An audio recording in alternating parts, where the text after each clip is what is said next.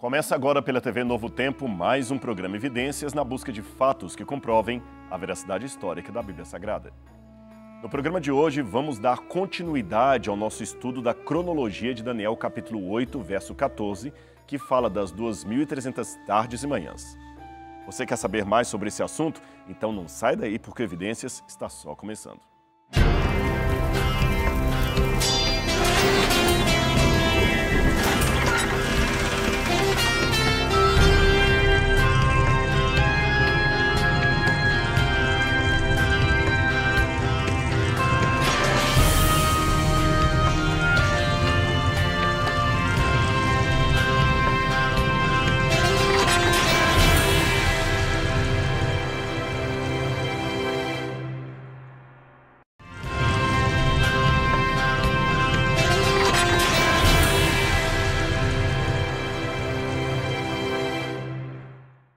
De volta com o programa Evidências, eu quero oferecer para você inteiramente grátis um presente da Novo Tempo e dos Anjos da Esperança.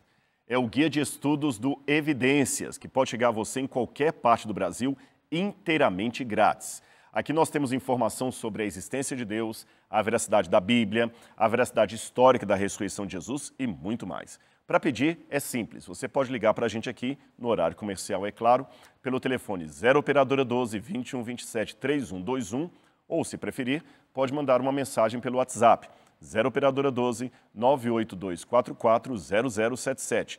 Também pode entrar na página do biblia.com.br ou ainda acionar o QR Code que está aí na sua tela. São muitas as formas de você adquirir os seus estudos, tá bem? No programa anterior, eu estava explicando para vocês alguns detalhes a mais daquela profecia das 2.300 tardes e manhãs. Eu estava mostrando para você que há um vínculo entre esta profecia do capítulo 8 de Daniel e o capítulo 9 de Daniel. E nós vimos ali a oração de Daniel, quando ele pede a Deus pelo povo e ele então procura entender a visão. Que visão? Aquela do santuário do capítulo 8. Ao estudarmos Daniel, capítulo 8, que você deve ler com calma na sua Bíblia, nós temos que lembrar que o pano de fundo histórico do capítulo, este que nós estamos falando, é sobre o santuário do céu. Eu quero repetir isso para você. E também quero lembrar que o santuário é o local onde Jesus está agora atuando como nosso sumo sacerdote, conforme nós podemos ler, por exemplo, em Hebreus, capítulo 8, versículos 1 e 2, que eu vou ler para você. Ora, o essencial das coisas que estamos dizendo é que temos tal sumo sacerdote que se assentou à direita do trono da majestade nos céus, como ministro do santuário e do verdadeiro tabernáculo que o Senhor erigiu e não um homem. Esse texto do Novo Testamento é muito claro. As verdades importantes mostradas em Daniel capítulo 8 não são, como eu falei no programa anterior, sobre alguma batalha humana com exércitos pagãos poluindo o templo terrestre de Jerusalém. Daniel 8 vai além de qualquer batalha histórica, política ou militar de exércitos, de nações contra nações. Ele está falando de verdades supra-históricas, verdades espirituais.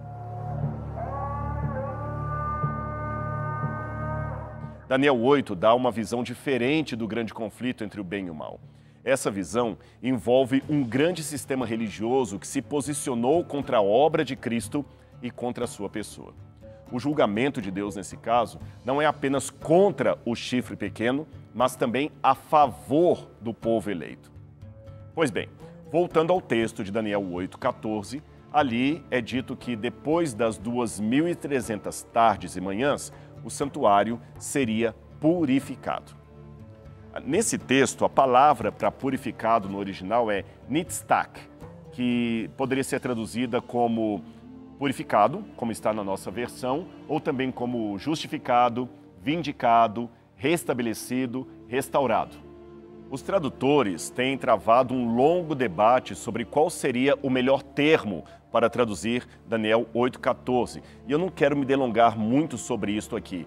O que eu posso dizer é que o seu significado, o significado de o santuário ser purificado, se encaixa de maneira geral como uma solução para o verso 13, que é reforçado pelo fato de que a Septuaginta, aquela antiga tradução judaica para o grego que eu já fiz menção em programas passados, traduziu o termo hebraico por katarizo, que literalmente significa purificar. Mas eu não posso negar que as demais sugestões, até 2.300 tardes e manhãs e o santuário será restaurado, será limpo, reivindicado, justificado, etc., estas versões também correspondem ao contexto redacional do hebraico e também tem relação religiosa e legal com todo o capítulo de Daniel. Então eu não me preocuparia muito com isso, em eleger qual das palavras seria a mais adequada. O santuário de Deus será restaurado. O fato de que o santuário celestial foi dessacralizado, mas seria purificado, reivindicado por Deus, justificado, faz todo sentido. Agora, um ponto importantíssimo na resposta que o anjo dá para esclarecer a Daniel o sentido da visão, e essa resposta aparece no capítulo 9, é algo que eu quero chamar a sua atenção. Então eu quero que você leia comigo, eu nem vou ler na Bíblia aqui, eu vou ler no telão e você vai entender o que eu quero destacar para você. Vamos colocar aqui a resposta do anjo. Ele diz para Daniel assim: 70 semanas estão determinadas para o seu povo, para a santa cidade, para acabar com a transgressão e dar fim aos pecados e para expiar a iniquidade. Preste atenção que eu coloquei em destaque a palavra nertak, em hebraico, que é justamente a palavra para determinadas. Eu vou precisar que você lembre dessa palavra para entender o argumento que eu vou dar depois. Então, na continuação, o anjo ainda diz que 70 semanas estão determinadas para dar fim aos pecados, expiar a iniquidade e também para trazer a justiça eterna, selar a visão e a profecia e para ungir o santo dos santos. Eu li Daniel capítulo 9, verso 24. Enquanto a maioria dos tradutores traduzem Daniel 9, 24 usando a palavra determinada, 70 semanas estão determinadas ou decretadas, a tradução poderia ser dada com a mesma facilidade e precisão se tivessem trazido assim: 70 semanas estão cortadas. É importante dizer que a análise dos escritos hebraicos, como a Mishnah, revela que, embora esta expressão possa significar determinado, ela seria mais comum se tivesse relação com a ideia de cortar, separar. Quer ver? Olha aqui na tela e você vai entender melhor.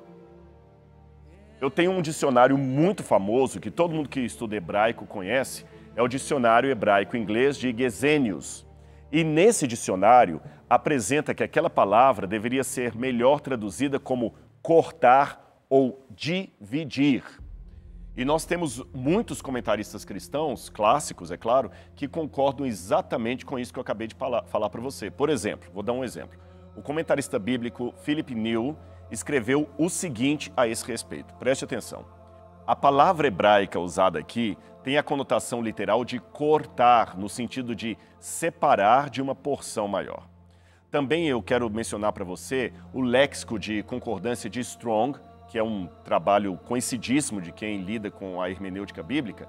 Ele também apoia esta conclusão que eu estou apresentando para você, de modo que o período apresentado em Daniel capítulo 9 foi cortado, isto é, retirado, separado de um outro período profético maior. É isto que esses exegetas e linguistas estão dizendo. Agora, qual seria esse período maior do qual as 70 semanas são cortadas, determinadas, separadas? Obviamente, os 2.300 dias proféticos de Daniel, capítulo 8, versículo 14. No texto hebraico do versículo 24, Gabriel diz para Daniel assim: 70 setes estão decretados ou cortados ou separados para o seu povo e sua santa cidade.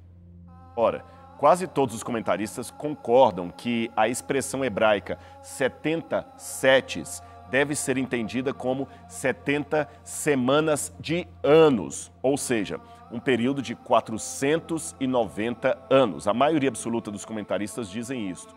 Esses versículos, portanto, oferecem uma espécie de relógio profético de Deus que dá a ideia, ou melhor, a precisão de quando viria o Messias e também quando ocorreriam alguns eventos que acompanhariam a aparição do Messias. A profecia de Daniel, capítulo 9, continua dividindo os 490 anos em 3 períodos menores. Um período de 49 anos, um de 434 anos e outro de 7 anos. Você pode ler isso com calma na sua Bíblia. A semana final de 7 anos, ela ainda é na profecia dividida pela metade. Agora, veja que informação importante eu tenho aqui em Daniel capítulo 9, versículo 25. Eu vou ler para você. Desde o momento em que a palavra sair para restaurar e reconstruir Jerusalém, até que o ungido, o governante, venha, haverá 7 setes e 62 setes. Eu procurei ler aqui, obedecendo como está literalmente no hebraico. Lembrando que 7 setes, ou 7 vezes 7, é 49, isto é, 49 anos. Portanto, 62 setes seriam 62 vezes 7, que dão 434 anos. E a metade da última semana, ou seja, 3 anos e meio, seria quando o Messias deveria ser morto, de acordo com a profecia. O oráculo profético de Daniel capítulo 9 contém uma declaração a respeito do propósito sextuplo de Deus em realizar estes eventos, tá bom? Eu vou mostrar na arte aqui e você vai entender. O versículo 24 diz que esse propósito de Deus é, em primeiro lugar, acabar com a transgressão. Em segundo, pôr fim ao pecado. Terceiro, expiar a maldade. Quarto, trazer justiça eterna. Quinto, selar a visão e a profecia. E sexto, ungir o Santíssimo. Agora veja, se os 490 anos de Daniel são cortados ou separados do período maior de tempo, que seria 2.300 dias, então está claro que nós não podemos estar falando de dias literais, mas sim de dias simbólicos. Ou seja, como eu expliquei já, 2.300 dias seriam, na verdade, 2.300 anos.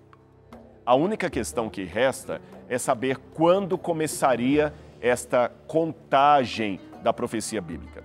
Daniel 9:25, portanto, diz que deveria ser a partir da ordem para restaurar e reconstruir Jerusalém. Em que ano isto aconteceu? A profecia de Daniel 8:14, particularmente a visão das 70 semanas explicada no capítulo 9 de Daniel, são apresentadas com muita precisão, revelando a época do batismo e da morte de Jesus Cristo. Um estudo mostra com precisão matemática até a hora que tudo isto aconteceu.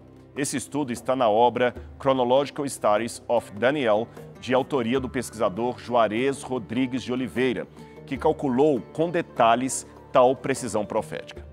De acordo com essa pesquisa, nós temos informações históricas de que um decreto, conforme aquele apontado na profecia de Daniel, foi de fato promulgado em 457 a.C. Agora, o ano é muito extenso. Em qual dia e qual mês saiu esse projeto, este decreto? Este é o problema, porque nas fontes históricas que nós temos sobre essa restauração da cidade de Jerusalém, faltam alguns detalhes cronológicos mais específicos. O que nós temos de concreto está no livro de Esdras, que diz que os judeus saíram do cativeiro no primeiro mês do calendário judaico, é claro, e chegaram a Jerusalém no 5º mês. Então, eles apresentaram as cartas aos governantes de além do rio, é claro, além do Rio Jordão, e assumiram o comando da província, estabelecendo novas leis. Depois você lê isso com calma, em Esdras capítulo 7, versos 25 e 26. Agora a pergunta é, quanto tempo levou tudo isto? Qualquer proposta que eu fizer aqui será hipotética, porque, como eu falei, nós não temos todos os detalhes cronológicos expressos ali no livro de Esdras.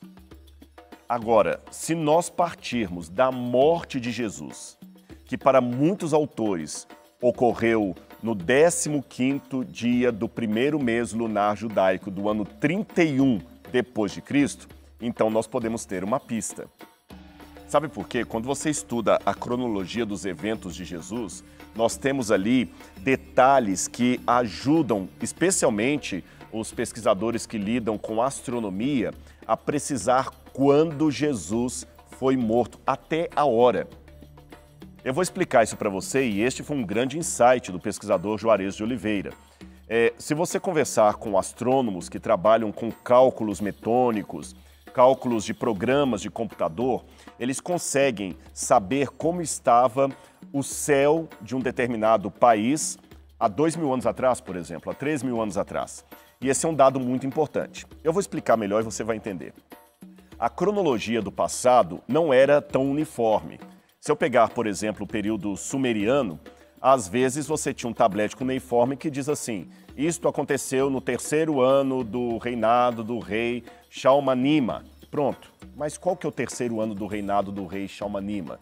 Aí você pega um outro tablete cuneiforme de outro país que fala assim: no 1º ano do reinado de tal coisa, aconteceu tal coisa, mas tá, qual é esse 1º ano?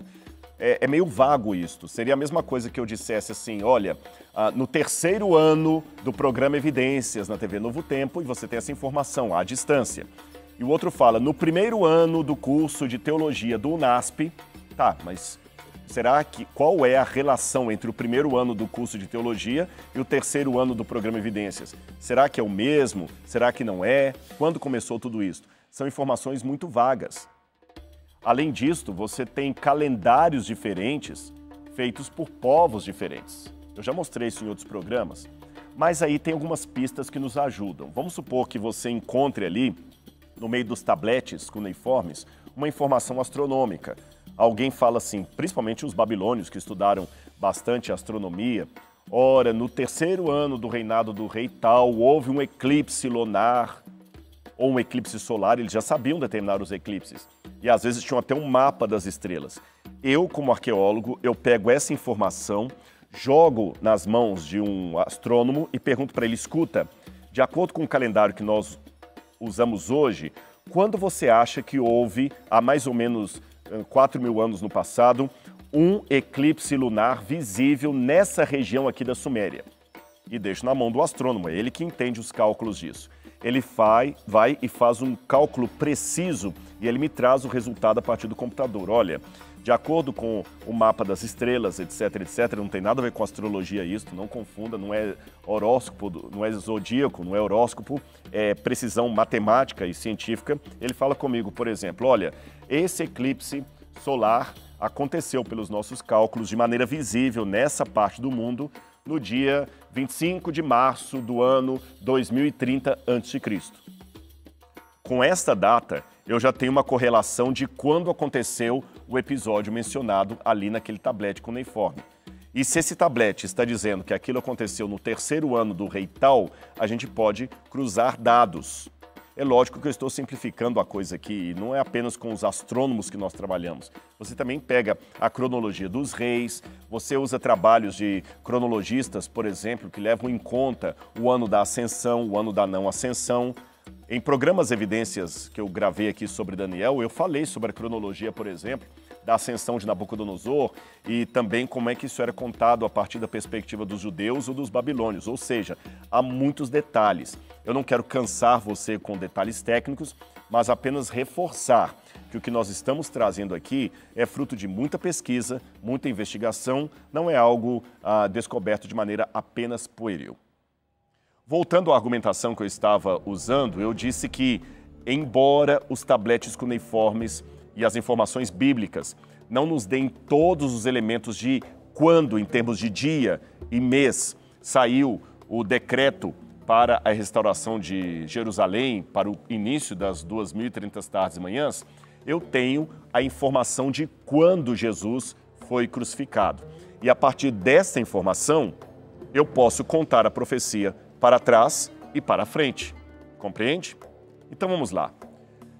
Lembrando-se que Jesus morreu no dia em que o Cordeiro Pascal era comido, pois na noite de quinta-feira já era para os judeus o dia 15 do calendário judaico, ele então comeu a Páscoa com seus discípulos, instituindo a partir dela a Santa Ceia cristã como nós a conhecemos. E na manhã seguinte, ele foi finalmente crucificado. E lembrando que nós temos até ali no relato dos evangelhos os dias da semana em que isto aconteceu, ou seja, o Cordeiro foi morto mais ou menos 3 horas da tarde do horário de Jerusalém, de uma quinta-feira. Jesus come a Páscoa com os discípulos na quinta-feira à noite, quinta-feira para nós, para os judeus depois do pôr do sol já era sexta-feira, e na manhã da sexta-feira Jesus é crucificado. Então nós temos todos esses detalhes e eles nos ajudam a precisar o ano em que Jesus foi crucificado a partir da ajuda dos nossos amigos astrônomos. Portanto, usando cálculos astronômicos precisos que demarcaram a visibilidade da lua nova em Jerusalém, nós podemos dizer que Jesus foi crucificado no ano 31. Deixe-me explicar a vocês qual a importância de falar de lua nova. Porque, de acordo com a cultura bíblica dos judeus, o mês era demarcado pela aparição da lua nova. Então, quando a lua nova aparecia, é que o mês estava sendo computado. Tanto é que uma das palavras hebraicas na Bíblia para mês é lunação. Isso é tremendamente valioso para fazermos uma correspondência astronômica e precisa de quando começou o mês judaico. Aí a gente já sabe quando ele começou, porque nós temos a condição de verificar quando houve a visibilidade lunar em Jerusalém e a partir daí a gente conta os dias até chegar à Páscoa e descobrir aquela Páscoa que coincide justamente com uma quinta-feira que data realmente a época em que Jesus foi crucificado. Juarez Oliveira percebeu que Jesus teria sido morto na Páscoa do ano 31, numa sexta-feira, entre 14 e 15 horas do horário local de Jerusalém. Ora, se voltarmos 69,5 semanas proféticas no passado, ou seja, 486,5 anos, ou de maneira mais precisa, 177.690,36 dias, para ser astronomicamente mais preciso, nós chegamos interessantemente no feriado do dia da expiação do ano 457 a.C., ou seja, no 10º dia do 7º mês lunar judaico do ano, repito, 457 a.C., às 3 horas da tarde, quando o cordeiro era morto. Isto é simplesmente incrível. Assim, munidos de informações bíblicas, da literalidade antiga dos cálculos astronômicos, Juarez concluiu, a meu ver com razão, que o período profético dos 2.300 anos começaria, anote aí, no dia 10 do mês de Tisri, que seria 28 para 29 de outubro do ano 457 a.C.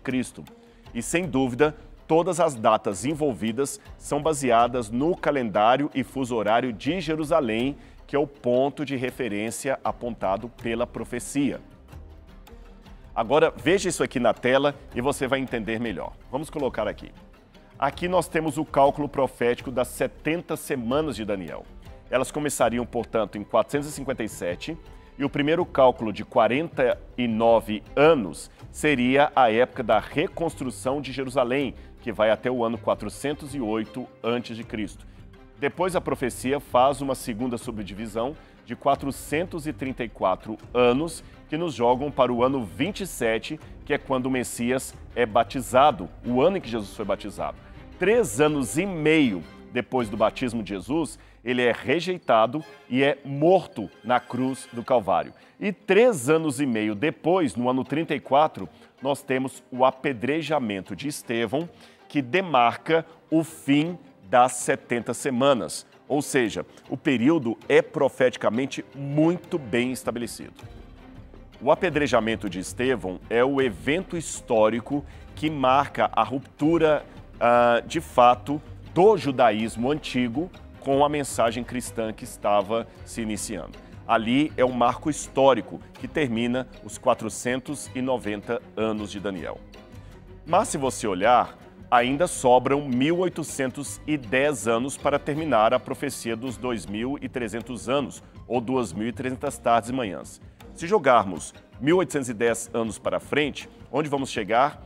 Precisamente no dia 22 de outubro de 1844, quando o santuário celestial deveria ser purificado por Cristo, de acordo com a profecia. Daniel, portanto, viu, e para mim isso é incrível, ele viu com precisão matemática quando Jesus lançaria a sua missão como Messias ao ser batizado no ano 27 depois de Cristo. E, novamente, com precisão matemática e profética, ele viu quando deveria ser selada a visão que está no capítulo 8 e 9 do seu livro. E isto marca a confiabilidade da escala do tempo predita. O oráculo também marcou que no meio da 70ª semana de anos, Jesus, ou o Cristo, seria cortado, isto é, morto na cruz. E isto aconteceu no dia e na hora precisa.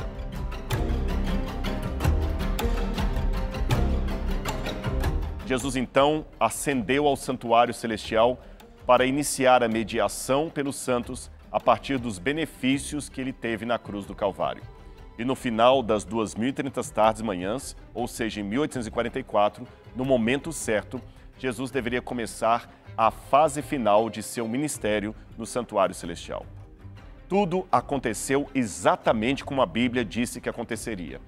E a nossa harmonia com esta herança profética é algo que deve nos fazer ter confiança plena na liderança de Deus, que ainda é o Senhor da história, o Senhor da profecia. Mas apenas à guisa de, digamos, conclusão provisória, eu gostaria de deixar uma reflexão com você. O santuário sendo purificado, ou vindicado, ou justificado, como alguns preferem, significa que esta profecia também tem uma relação com o juízo de Deus no céu, o juízo de Jesus por todos nós. E esta é uma temática muito importante porque quando falamos em julgamento, automaticamente a nossa mente é levada para a palavra condenação. Parece que o tribunal, o juiz, está ali apenas para condenar, mas isto não é verdade, especialmente em relação à temática do juízo na Bíblia. De acordo com a Bíblia Sagrada, o juízo não é apenas para condenar, ele também significa a ação de Deus de fazer justiça aos santos. Em outras palavras, aquele que está andando, caminhando em acordo com Deus, ele não teme o juízo. Pelo contrário, ele anseia o juízo final de Deus. Porque nesse tempo, de acordo com a profecia, Deus fará justiça ao seu povo. E isto é maravilhoso. Você está aguardando o juízo de Deus? Pense nisso. E a gente se encontra de novo aqui na TV Novo Tempo semana que vem para continuar o estudo de Daniel. Um abraço e até lá!